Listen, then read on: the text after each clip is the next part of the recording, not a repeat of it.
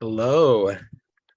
I got to meet Hi, you in person earlier this I month. know. So I'm gonna give a little plug for this because Okay. and I'm gonna put it on We Tonglen. If you aren't familiar with We Tonglen, it's a great group of women who are through no choice of their own betrayed partners, but they really support each other. But I had the pleasure of participating in a Finding Peace retreat earlier this month, and it took a couple of weeks for the information to continue to percolate. I'm sure it's still percolating, but it was an amazing opportunity. So for those of you, if you are able to do so, to join it live, the next one is in April. Is that correct?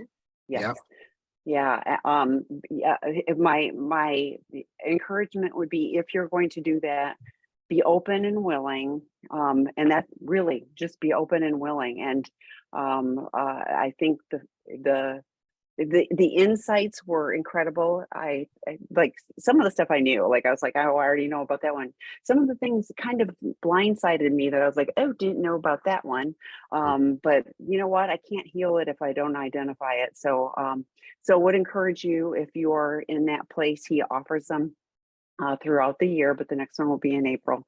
And if that is something that you are open to, an addict or partner, I really think, it is about finding peace. It's looking at the wounds. Oh, I'm going to tear up.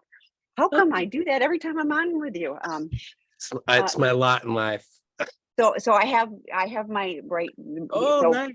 yeah. So I'll take a little sniff of this and be okay. And so this is one of the oils that, and it is soothing, and I feel better already. So but that was part of the retreat. That's one little tiny piece. I won't tell the rest.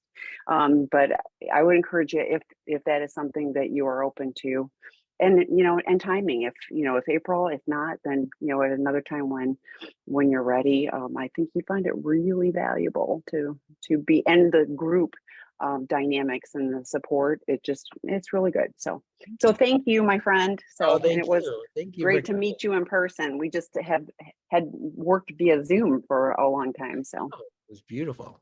yeah. Okay. So we have a question.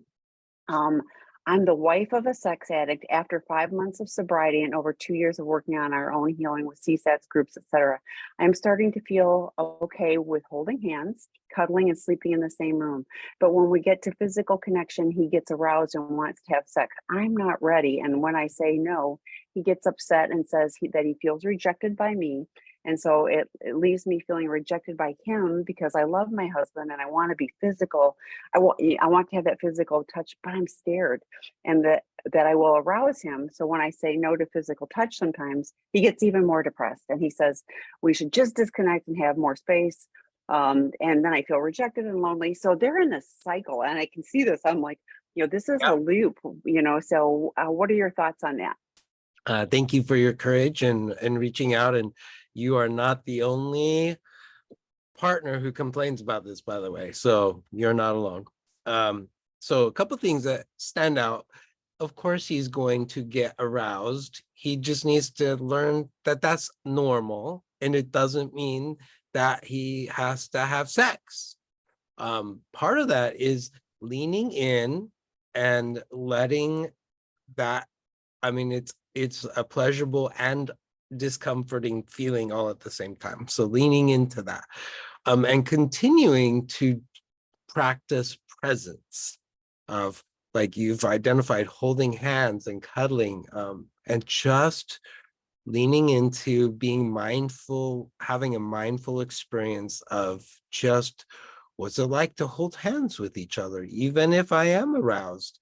So that's normal. That it's nothing against CSATs, but it is one of the things that I think a lot of couples, especially after they've had some recovery under their belt, struggle with, is how do we reintroduce intimacy into the relationship, and sexual intimacy in particular, because we talk a lot about all the things you're supposed to do to have boundaries, and all the things, to have accountability, and all these things, but we are sexual creatures, and figuring out how to do that um, requires some coaching, I think, especially when you think about people who are struggling with sex addiction. Their whole pattern, probably since they were teenagers, is let's hurry up and get it done, so that I can have the release. And so slowing it down is something that they have to learn. So that's the first part is, and you may want to find somebody who is a like a sex, not a sex addiction therapist, but a sex therapist who understands addiction. And that's a key part, because some of them don't, who can maybe help you to walk through that together. The other part that stands out for me, though, is using the word rejected. And you'll hear me often joke about ED is not a great thing to have, especially as a man. But when we put ED at the end of our attachment wounds, rejected, abandoned, betrayed, neglected, what we are doing and using it that way is we are blaming the other person. So as I'm hearing him say, well, he's feeling rejected, he's not owning his wound, and he's not necessarily meaning to do that, but we do that. When I say I'm feeling rejected, what I'm really doing is I'm putting all of that ownership on you. You rejected me. And so now I've automatically set up the cycle to start. Versus I'm really struggling with my rejection wound. When you say no, I'm really trying to like figure out how to deal with that. Like my stories in my head say that I must not be enough for you, or that I don't matter to you, which is a very different dialogue than I feel rejected when you won't have sex with me. And then you, on the other hand, then feel rejected because he's pulling away, right? So that's that, and so then you use the same word. Well, I feel rejected, and in truth, neither of you want to make the other person feel rejected. You love each other. I'm hearing that, and so it's figuring out how to reframe the dialogue a little bit. And so my rejection wounds being hit. It's really hard for me when I hear you say no. I value your boundaries and I respect you. And I'm really struggling with what to do with how my body's reacting. And the other person can say, yeah, that's got to be really hard. Let's figure that out together in a way that doesn't have to do something that I'm not yet comfortable with. So hopefully that's helpful. But part of it is just changing the dialogue a little bit, and also understanding that reintroducing sex is going to take some time, and be patient, especially with the guy side. Slow it down. Learn how, we call it sensate focus. Learn how to just notice what it feels like to hold your wife's hand and look in her eyes and just be there for a little while. Beautiful, really uncomfortable, beautiful. Yeah, the sensate focus, I was thinking of that too. And I really appreciate that you said, sex addiction understanding, but, sex therapy oriented. And I know some people. So email me, Tammy, TAMI at seekingintegrity.com. Let me know where you're located if you're looking for something like that. But the other thing I thought of is like, thank you for being on here and sharing all this. But, could you be brave and say to your husband, I'm afraid, and talk through what the fear is about too. It's like, I'm afraid I'm going to arouse you. Okay. So yes, probably. What then? Like if he gets aroused, what's going to happen? And talk through that. Like Troy was saying, he can have boundaries and go, yes, I'll be aroused, but no plan for anything beyond cuddling, etc. So but we are we are creatures of human touch. We need that, we crave that. So so finding the balance and how, what feels safe, but verbalizing, I'm afraid of this. A lot of times for me, if I have a fear, like oh shoot, I can never think of fear is false what is it? False events appear real. or something like that. So it isn't necessarily even true. It's what I'm telling myself in my head. So it would be great if you're able to be vulnerable enough to have that discussion of, about it. But I love that you're talking about, I hadn't thought of it that way, that if I'm feeling rejected, you did it to me. If I'm going, gosh, my rejection wound got poked, like that empowers me, to look at things in a different way, uh, which I appreciate too. Usually, sometimes I would really rather blame everyone else, but okay. All right. Funner to blame. Adding to, yeah. Adding to here, I and my betrayed partner seem naturally to be on different recovery timelines. That is always the case.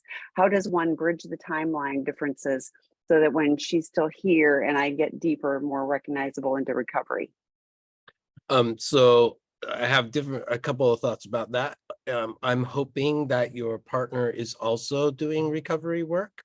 That makes a really big difference. So I use this analogy like y'all are running a marathon, and your partner is usually in a healthier place, and so they're way far above you in the marathon.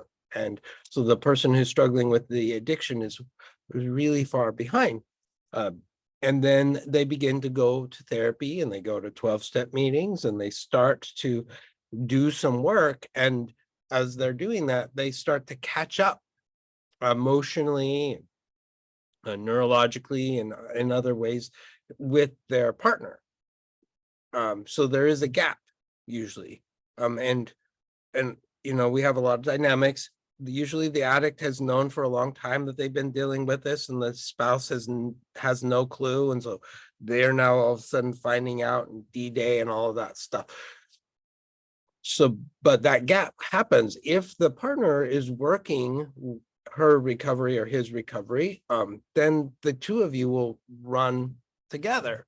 If the partner doesn't, it's not uncommon for the person who's struggling with the addiction to actually get ahead of the other partner now. And so now the gap is just as profound as it was before.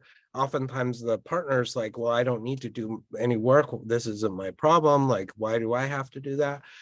And there's reasons why we think that's important. Truthfully, you don't have to do anything you don't want to do, but what I've noticed is that gap happens. The other part of that, though, is because the person who's been struggling with the addiction has known for a long time that they've been struggling with this, even if they haven't actively been working on it, they've been working on it. When the partner finds out, it's like a big bomb has gone off and their world has fallen to pieces.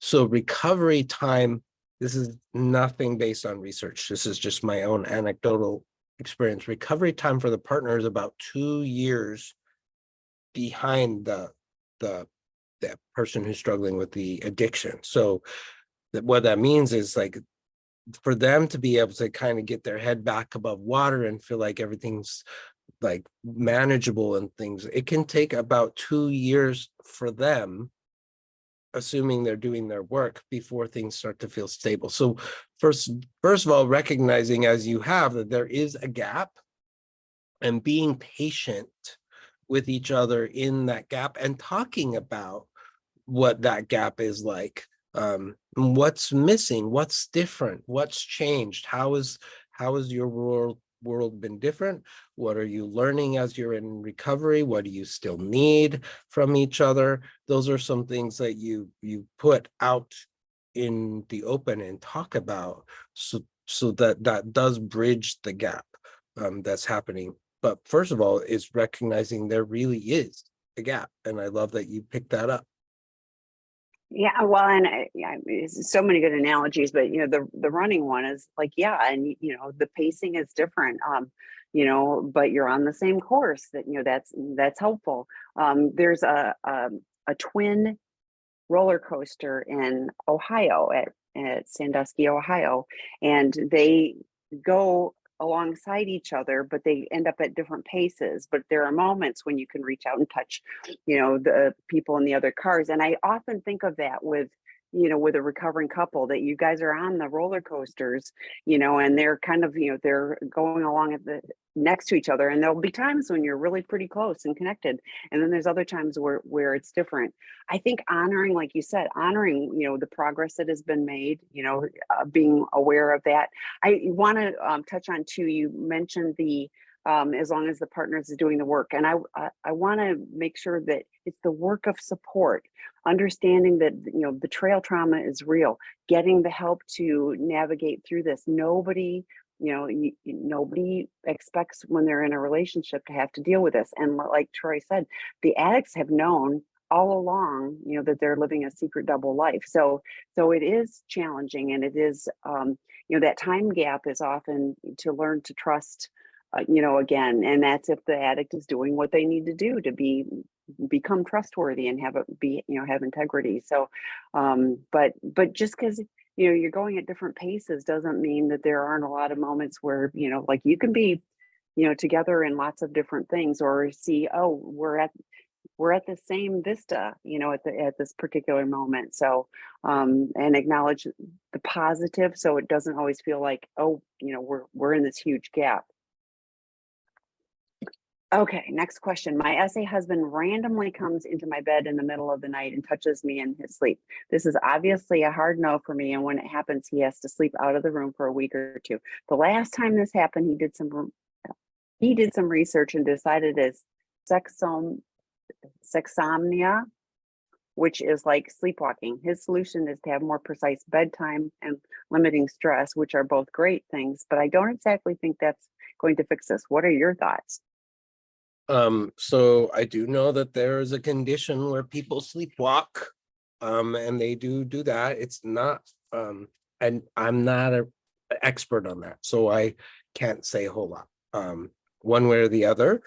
Depending on where you are, there might be people who do specialize in sleepwalking.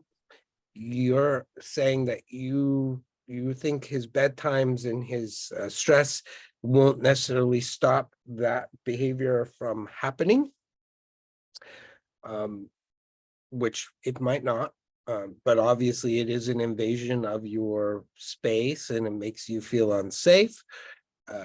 I'm thinking of some things like you sleep in the other room and I'm going to lock the door and you can't come in, those kind of things. But I would actually recommend that he follow up with someone who does sleep studies, somebody who is familiar with that, to see what else can be done, because I'm not an expert. So I wish that I could give you more than that, but I know that that makes you feel unsafe. So having him follow up with a specialist around sleep issues might be a first step to coming up with a more better solution than him doing what he's doing and maybe not having that be effective. And from a practical standpoint, Troy mentioned a lock, like that would be a lock that I have control of and the key is with me or whatever, for your safety. So, yeah, that is interesting. I've not heard that particular term. I'm going to look it up later. Okay. How do we share with our SA how we feel so much shame for staying, with the understanding no matter what they do, even a strong recovery isn't diminishing that shame for me? It's shame I have to work on. As we try to build vulnerability and openness, I don't want him to feel responsible for my shame on staying, but it's so strong and random. So the way that I help people talk about their shame is by using what we call the shadows of shame. And there's 6 of them. So one is the judge, and that's probably the one who's showing up for you. That's the voice in your head that tells you that you're doing something wrong, that you're making a stupid choice. What in the heck are you doing? Like, this is dumb. So when I talk about my shame, because I have a lot, we all do. Only people on the planet who don't are sociopaths. So when I talk about it and say, hey, this is what my judge is saying to me, then the other person recognizes that I'm not saying this to you. This is the battle that I'm having inside of my head. So if you're talking to your partner and you're like, look, my judge says that I'm a freaking idiot for staying in this relationship, especially after I've known that you've done this, this, and this. My judge says this, and my politician says, what are people gonna think? They're gonna just think that you're a freaking idiot if you stay. And I'm battling with these two in my head, and it's really overwhelming sometimes. And it makes me want to pull away, and it makes me want to disengage with you. If I'm saying it like that, my partner usually can have some empathy and compassion because they got their own judge and their own politician showing up who's like, you're a freaking idiot. Why did you do this in the first place? I can't believe that you messed up, and you don't want anybody to know because you're afraid they're going to think you're a loser. And so when we can talk about that shame in this kind of way, it can create connection between the two of you. Part of the challenge is that oftentimes, especially as a man, it's not completely gender specific, but we like to fix things. And so as you're talking to us and telling us about how your shadows of shame are showing up, what is not helpful as the guy is to tell the wife what she needs to do about those shadows of shame. That's not helpful. And so being able to say that things like that sounds really hard. That sounds really overwhelming. What can I do to support you in that? What can I do that would help you feel more comfortable? And asking questions, not telling your partner how to solve it, would be helpful. But that is a way of being able to describe the shame without blame, because it's almost like you're able to blame the judge for what's going on, and have it as a third party in this relationship, and the judge is running interference between the two of you. So I'm thinking when you were answering the first question, like the rejected, et cetera, and you take it out of, of that. So creating the space to have an opportunity so there isn't blame, towards the other person. And this is, I'm going to give you a hint. This recording will be posted on our website today. And if you need to share this particular part of it with your loved one, that might be really helpful, because I really appreciate all the things that Troy said. And these are the things that aren't helpful. So, so if you're willing to be vulnerable to talk to your SA spouse about this, then it'd be really helpful if the SA person has the ability to honor what you're saying, and approach it from a place of, that must be very difficult. I hear what you're saying, rather than the non-helpful things. So, but it'll be on our website, so check it out. Okay. I'm a 5 on the Enneagram. 5s are notorious for being self-sufficient and not having needs. Not having needs leaves my wife feeling devalued. I'm looking for ideas on ways for finding needs that move beyond physical needs, maybe something like a feelings wheel for needs. So yes, 5 is the investigator. They like to solve their own problems and figure things out.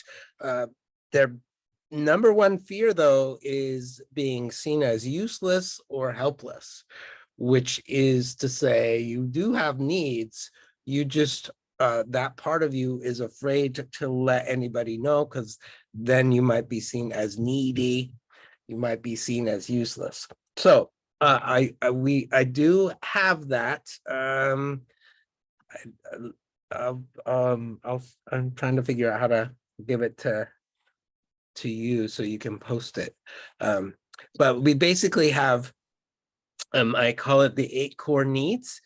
And so we're going to figure out how to get that on there, but it comes from a variety of different places, but the 8 core needs. But to make it simple, if you think about the 6 attachment wounds: loss, neglect, rejection, abandonment, betrayal, and abuse, if you think about what the opposite of that is, it can give you a sense of what that need might be. So for example, it's not exactly the opposite, but the opposite of loss is comfort or assurance. Like I need some assurance. If the opposite of rejection is acceptance, the opposite of neglect is attention, the opposite of betrayal is trust. So that gives you an idea, but I will find a way to it is kind of just like you said, it's the emotions will for needs. I'm going to try to send that to Tammy so she can post that for you. Will do. So yes. And it's interesting to think about, like, if I'm struggling with this, I need to do the opposite. Like my brain doesn't necessarily think that way. It's like, oh, I need to address the problem, not do something the opposite. So, okay. SA husband is not in good recovery, sees a CSAT once a week. That's it. Asked him to join a group and he told me he'll look into some and try it for a month. The same day he told me that, he told me about a relapse a little over 24 hours prior. He found free full movies on YouTube. If you watch ads and watch an inappropriate movie with full nudity, he said, sorry, he's going to get off of YouTube and for a bit and try being a better place. I just feel all the context he didn't get it. Continued. It says, I said I didn't want him to touch me physically at all right now. He usually asks for hugs and physical touch in general when he's feeling down because of the things he's done, and that I need space. His response, shame spiral, writing suicide notes to our kids, no ownership, no responsibility, no trying to tackle the issues head on, just boo-hoo, poor me, my life is so terrible and I'm going to end it. I don't even know how to proceed. Oh man, thank you for sharing this. Okay, does his CSAT know that he's sending those notes to your kids? And you may or may not know because you aren't in the session. You have the ability to be able to send an email to your CSAT, his CSAT, even if the CSAT can't respond due to HIPAA if you're in the United States, or due to privacy laws if you're in other countries.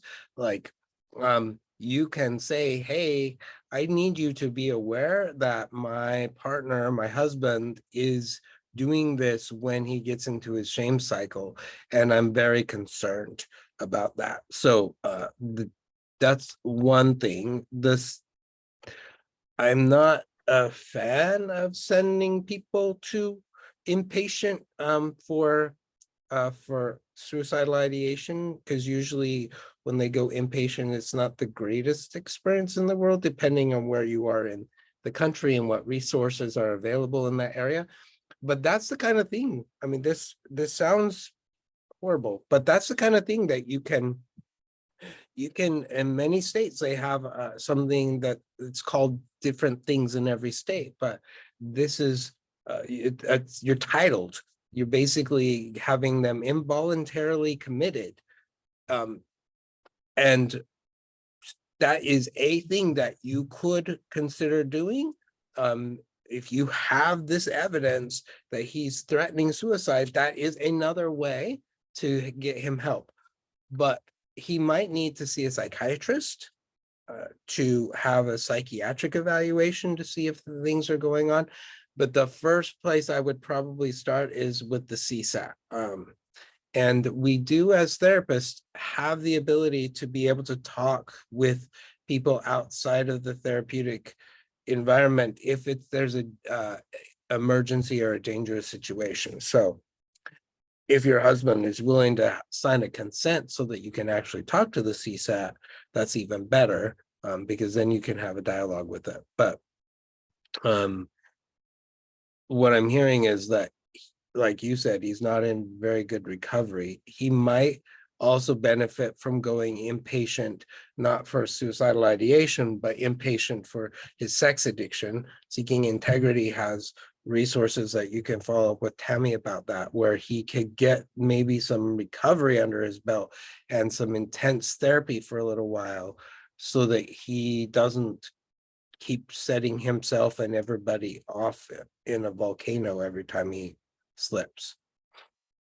I feel horrible for you, but for your kids too. It's like to get that, kind of note. So, so Dr. Rob talked about this. I don't remember if it's this Monday or the Monday before, but we get a lot of guys at Seeking Integrity Treatment Program that use that kind of language to manipulate their spouses. They don't have any intention, and I'm not saying he is, and I'm not minimizing this. I absolutely, if he needs to be, taken into an emergency room, I, put him in the car and take him.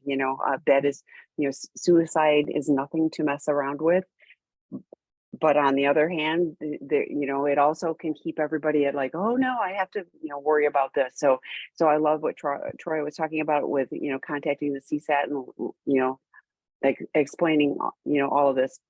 Yeah, and I always feel bad for addicts who are so entrenched in their addiction that they are unwilling to do, I mean, senior CSAT, I don't care, I don't care if it's the best therapist on the planet. A 50-minute session once a week for something that is a 24/7 issue is not enough. And we have resources like the work groups, those are 90-minute. Many therapists recommend those for their clients. Guess what? Those are not enough. Being on these, that is not enough. It's the whole combination of, what do we do, that intervenes on those destructive thoughts? What is our 3-circle plan? What are we leaning into? I was talking to somebody, I forgot who, doesn't matter. But the opposite of addiction is healthy attachment. So in order, and he's watching YouTube movies, with nudity that keeps him not only disconnected, but disconnected from you. I can imagine I'm kind of assuming the kids are adults, but not necessarily, but the messaging to them and like, gosh, how traumatizing for them as well. So complicated, and I'm sorry for you on both of those fronts. But if he's expressing suicidal ideation, any ER, you can take him to any ER. That is absolutely an option. So somebody commented on my Cedar Point comment. So yeah, so I used to live in Michigan. So that was like and when we dropped our daughter off at college, we went to Cedar Point. It was kind of like, other people go to Disney World. We went to Cedar Point. I was in tears. I cried across, all of Pennsylvania because, but that's a whole nother story. Anyway, so other questions. Oh, here we go. Earlier, you spoke about how therapists can speak to people outside of the therapist-client relationship when worried about someone's safety, etc. I'm wondering how it is ethical for therapists to keep an addict secret for many months when they are acting out with unprotected sexual contact and potentially putting lives at risk. That is a very good question. So that becomes an ethics question. If we have every state has their own laws, every province has their own laws, but in essence, we do have a duty to protect. We have a duty to warn. So if I had a client who, let's say, was HIV positive and knew that they were HIV positive and they were not they weren't taking their meds that made them undetectable, and they were having sex with their partner and their partner didn't know, I personally would feel like I have an ethical responsibility to let the partner know. So how I would handle that is saying like, dude, or her, or whatever, either you or me are going to tell your partner about this. So how do you want this to go down? I personally think that it needs to be you, not me. But I'm going to follow up to make sure that it happened. So if we know that they are doing things that are unprotected sexual contact and is putting people at risk, at least I can speak for me that is definitely a conversation that I am having with my clients about, okay, you are putting your loved ones at risk. So what are we going to do about this? Because it's not right. it's not okay for your partner to be put at this risk without them knowing. So we got to tell them. Well, and it doesn't happen just with loved ones. I mean, there are people That's that, right. that are out and about and having, unprotected random sex, with anyone. Right. And it's the same thing. And there's in that case, there's not an identifiable person to go warn. But yeah, it really is challenging. That's why we always say to partners, make sure you go get yourself STD tested, make sure you are taking care of your body and your health, regardless of what the lip service is to someone. If he, let's say it's he and she, if he says, oh yeah, I promise I'm clean, and don't believe it. Take care of you, make sure you're taking care of your body. So other questions, I just put a link in that you can click on, but I also downloaded it just now. So if you email me, Tammy, TAMI at seekingintegrity.com, I will share that. It's the finding peace in relationships, assurance, acceptance, etc. So Those are the 8 core needs. So do you want to pull it up on your screen? Do you have it? I let me made you co-host, so you should be able to pull it up and you can talk through it a bit. see if we can do that. Okay, let me try this one. Okay. Hold on for a second. Okay, down. Okay, let's try that. All right, share my screen. Share that one. There we go. Okay. Perfect. Yeah, so these are the 8 core needs. Let me see if I can make it a little bigger for people. That can't help. There we go. Okay, how do I make that go away? Oh no.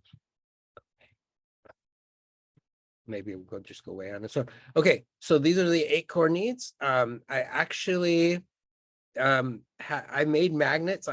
You know how they have those the emotions with us little kid faces, and then how am I feeling today? One of my clients said, why don't you make one of those for this? So I did. So in my office we have some where you can like move your little magnet. But so these are the 8 core needs. I'll go over them really quickly. Acceptance is self-explanatory. I need acceptance. I need to know that I am accepted for who I am and that I'm loved just the way that I am. Assurance, I need comfort and assurance that everything's going to be okay. I need attention and presence. I need people to pay attention to me and be there with me.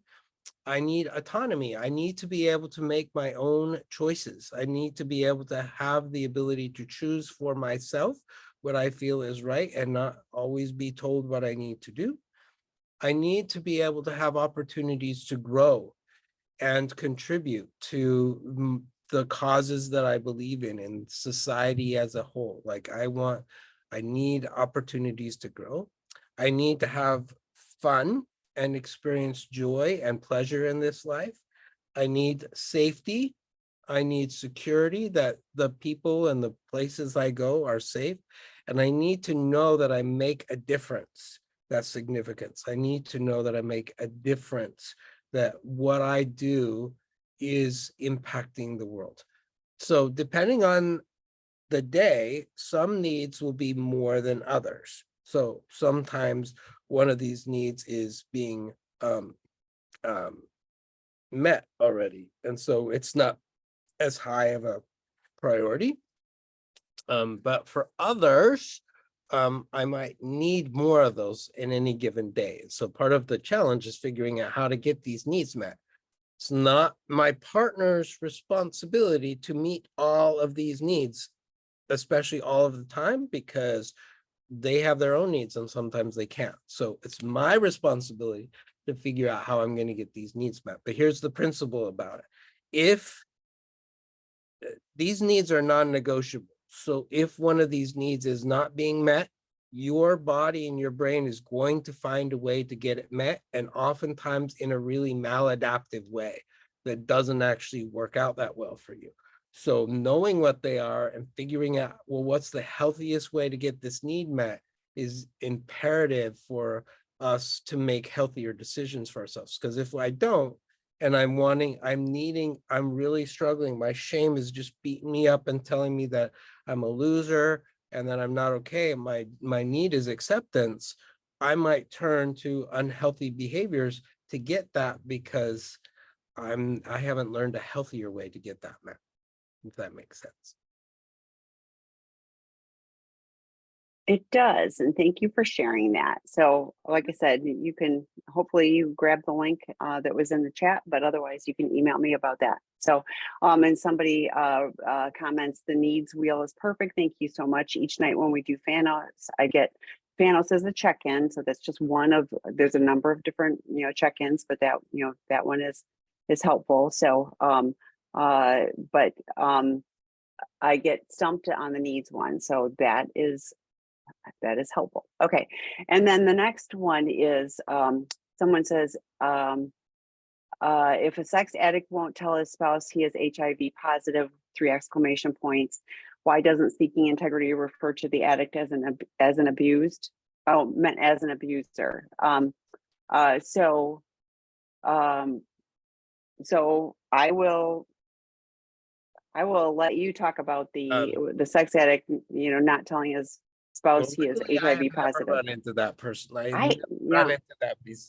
I have met a person who was having unsafe sex and did get tested, and the minute he found out, he told his wife. So I've had that happen, like because he realized, and that actually was what led him to go get help, because he'd been doing this for a long time, and then he's like, oh my gosh, I for so long I've thought that it was just me, and now I'm seeing that this really does hurt other people, and it's put my wife in a really unsafe place. So I've had that, and I only met him because that had happened.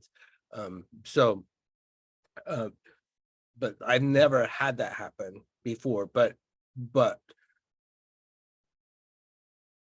we would notify the partner. I would notify the partner, and then the partner, I'd give the partner resources about what they need to do and all those kind of things. As far as like an abuser, there are some therapists who use that. Dr. Ben Walla uses that a lot in the work that he does. I am not a fan of using labels.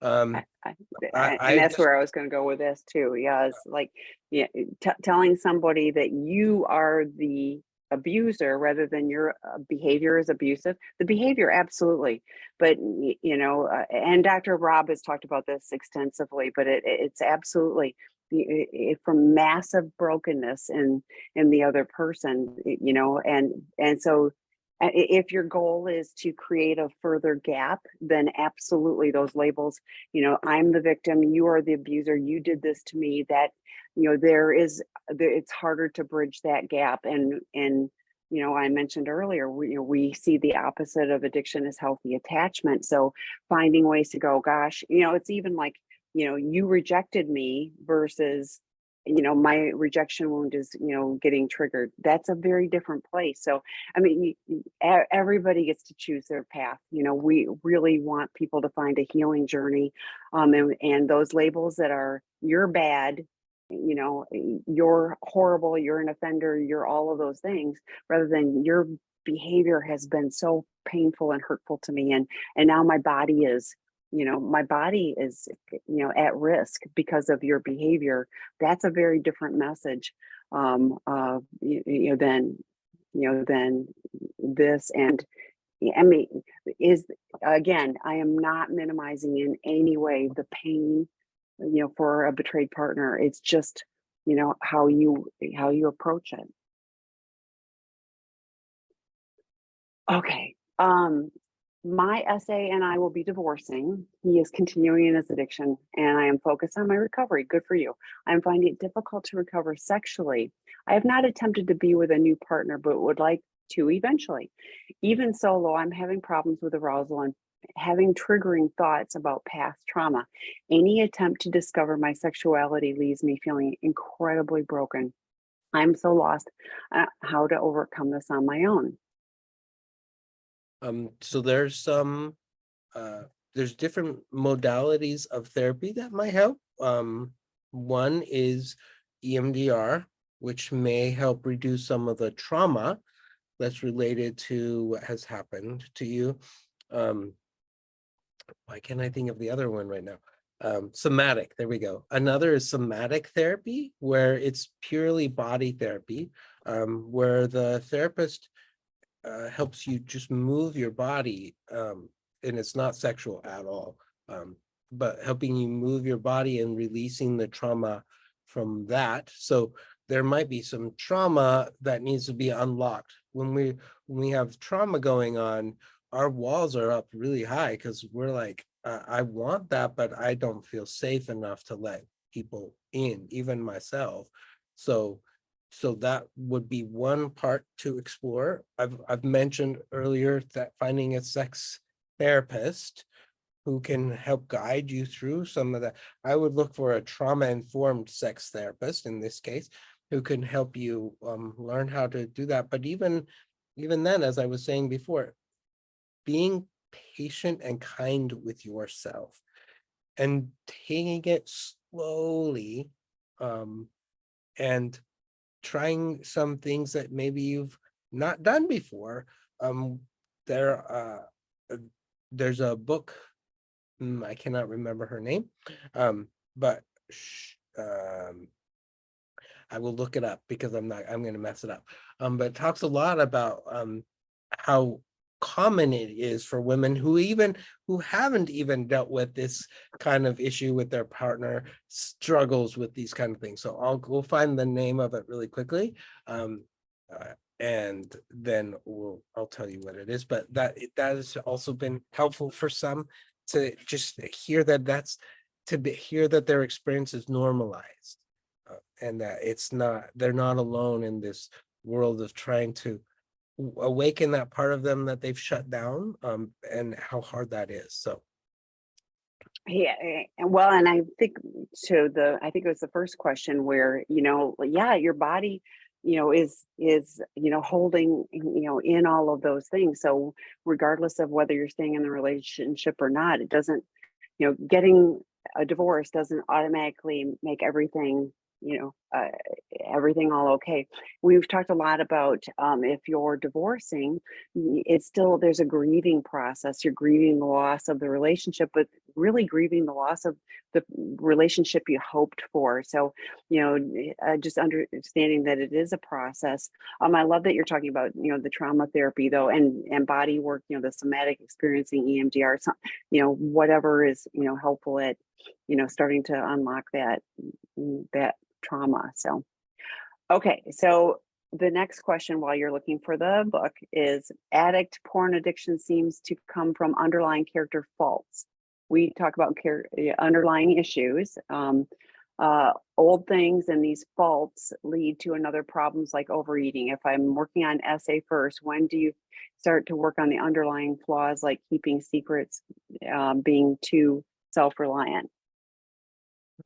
so I wouldn't, I know that 12 steps would say that comes from character faults or character defects. I don't share that belief. I believe they come from attachment wounds.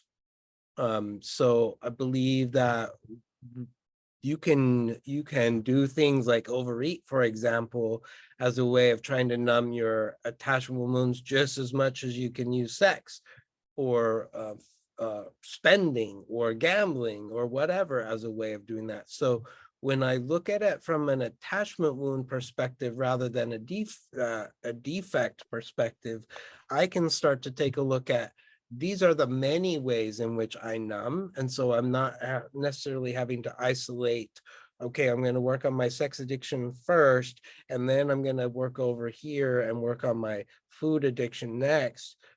When I look at it from an attachment perspective, I can see that those two are very interwoven. Those behaviors are very interwoven. And when I'm not able to get acceptance, let's say my wound is rejection and it's being bumped and I'm not feeling like I'm able to get acceptance and I can't find somebody to act out with, well, boy, does that cheesecake look really amazing and it accepts me right there. And so I look at it from that. The part where you say too reliant or too self-reliant and I'm not willing to ask for my needs, well, that's a shame-based shadow called the royal, where the royal and the rebel show up together and the royal tells you, you got this, you don't need anybody's help. You can do it all on your own. You have, like, you're amazing.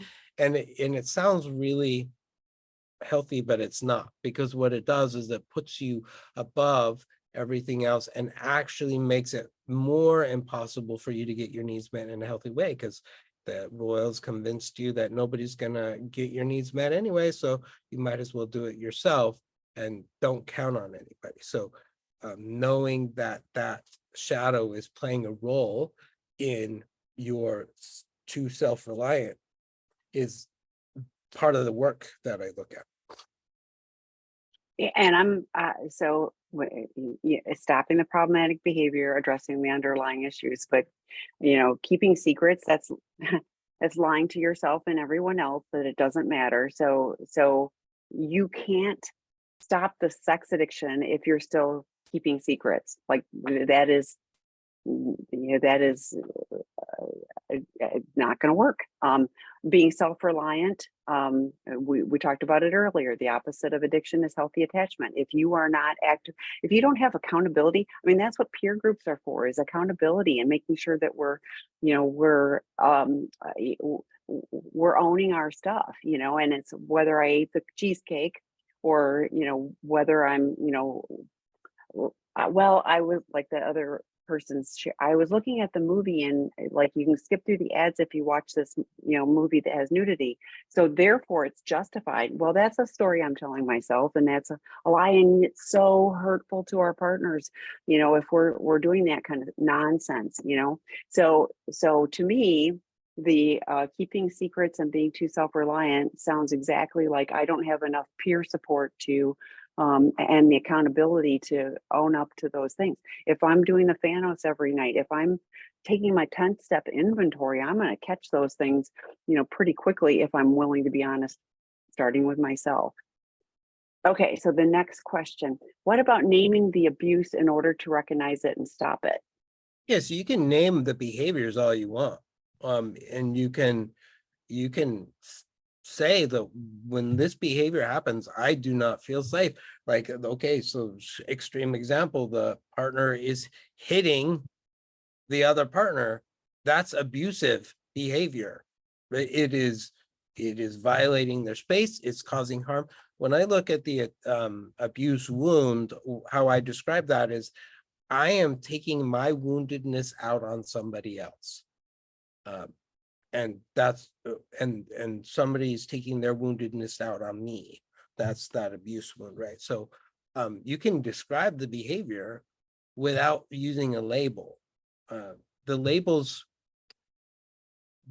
aren't pretty helpful, and it evokes shame, and the person is less likely to take responsibility when they're feeling defensive. But when they can have empathy, which somebody who's abusive sometimes struggles with that.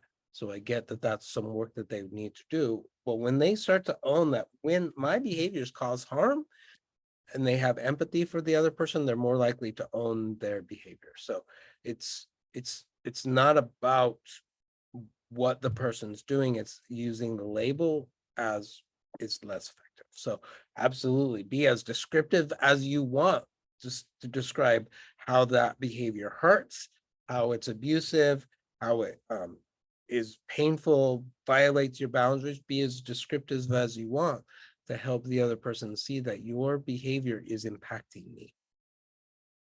And you pointed out the violence, and I hear partners that that physically lash out at the addict, and that still isn't okay. And I'll hear addicts go, well, I deserve it because, but it doesn't serve, it's still domestic violence, and it still doesn't serve, either of you. All of this stuff is, how do we heal? And for those that want to be in a relationship, how do we heal the relationship? So it absolutely, I honor the person that is divorcing because that person isn't willing to do anything. I get it. I honor you owning that this is what I need to do for myself, but ultimately when couples wish to remain together and are on that journey, then if you are considering what is going to be useful for building connection for this relationship, and name calling and hitting and all of those things, it probably hasn't served you. You may feel better in the moment, but ultimately, I hear this all the time from partners too, is like, I'm rageful and I don't like who I've become. And so how do you take ownership of who you are and not let someone else's behavior, even if it's reprehensible and horrible and hurtful, dictate your actions? I have often said the only thing I have control over is my actions and reactions, sometimes better than others. So you did put the name of the book. So you found it? Yeah, Come As You Are by Emily Nagasaki. She's a sex therapist, researcher. She studied specifically women for the last 20 years. And there's a workbook that you can also use in and of itself. Some people think that it's great and some people didn't really fit for them. But it is something that you can take a look at for helping you as a woman understand how your body works in maybe a way that you didn't know before. Yeah, but going back to why you pulled it, and I just pulled the Amazon link too, but like it's time. But I honor that you were also looking at, how do I do this? I have had people reach out to me, and I'm happy to share this. Email me. But there's a woman that does some amazing trauma body work, and she does like 3-day private intensives. I have heard so many people, comment on how helpful something like that is. So there's ways to, continue to move forward through this. I posted earlier your healing. Oh, thank A you. very healing Yeah. retreat that's coming up in April. So I posted the link, in the chat at the beginning about that. So consider that, like you will know what your wounds are. You will have tools to use to address them, and you will have support to do so. So consider that if that's, something that you're willing to. All these are options. Like it's always take what you need, leave the rest.